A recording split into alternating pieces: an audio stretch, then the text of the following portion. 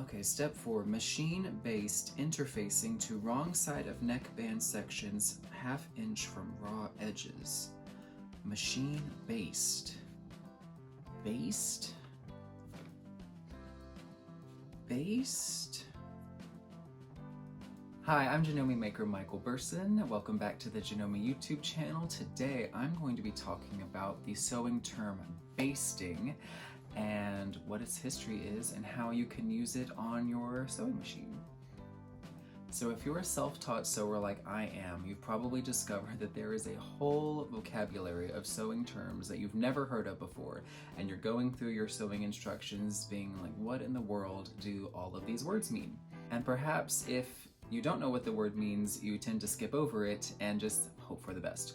But really learning what all of these terms mean in the context of sewing can really make your pieces last longer, hold better, and just look better overall. There's a reason they put these words into the instructions.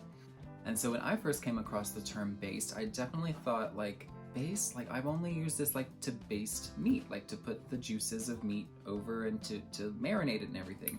I was like, this is very strange. What in the world does baste mean? So like so many sewing terms, we borrow the word baste from the French. The French came up with a whole bunch of sewing terms, and then English borrowed a lot of those. And so the word baste actually comes from the Middle English word bastin, which is then brought in from the Old French verb bastir, which means to sew together loosely.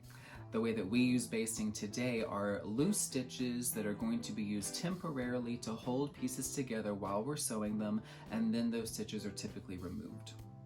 Whenever I'm doing my mock-ups and whenever I'm pattern making, I use a lot of baste stitches, both by machine and by hand, to hold my pieces together. These are especially useful in tailoring pieces where whole sections of garments need to be held together at the same time. They're a lot more useful than pins, which tend to fall out or poke you as you're working, and these very loose stitches, very wide stitches, are super useful in keeping things together so they don't shift around like with linings or pockets or anything else like that.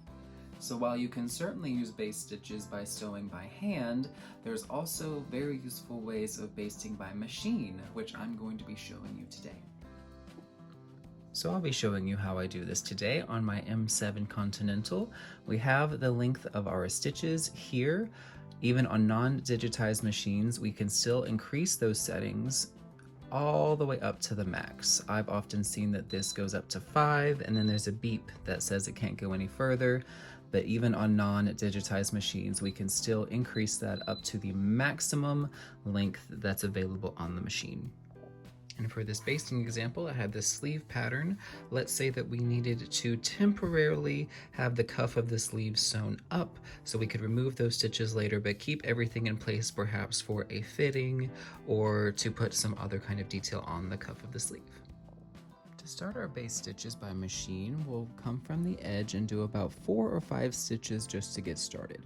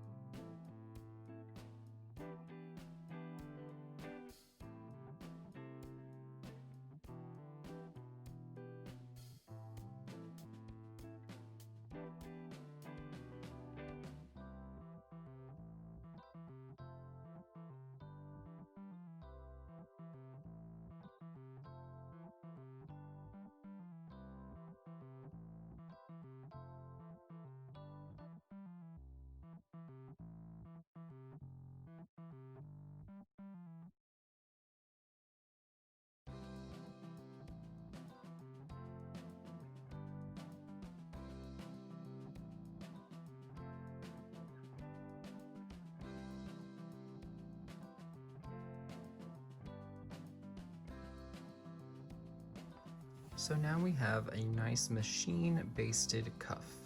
we see that there's these nice big gaps in between, so we don't have to pick tons of threads as we're removing these, because of course base stitches are meant to be removed later. So with these gaps, let's say we've done our fitting and we've done everything we need at this point, we can just grab one of these threads, slowly pull it out,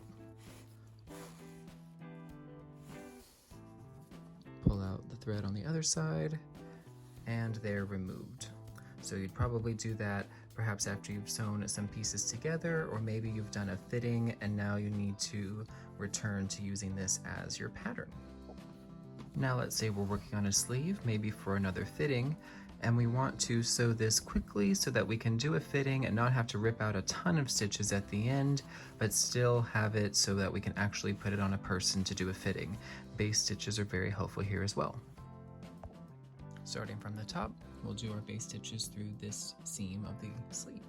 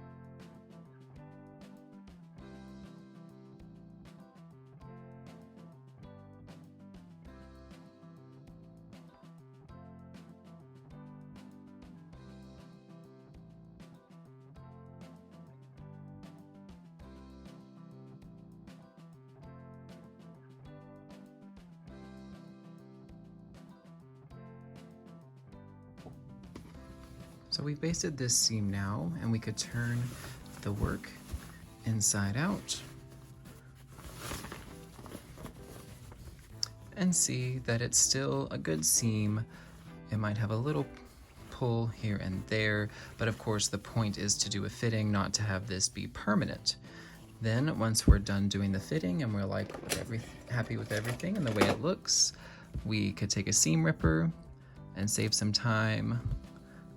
Because we have those gaps, we don't have to pick quite so many threads, or if you're not precious with your fabric, we can gently just rip them open.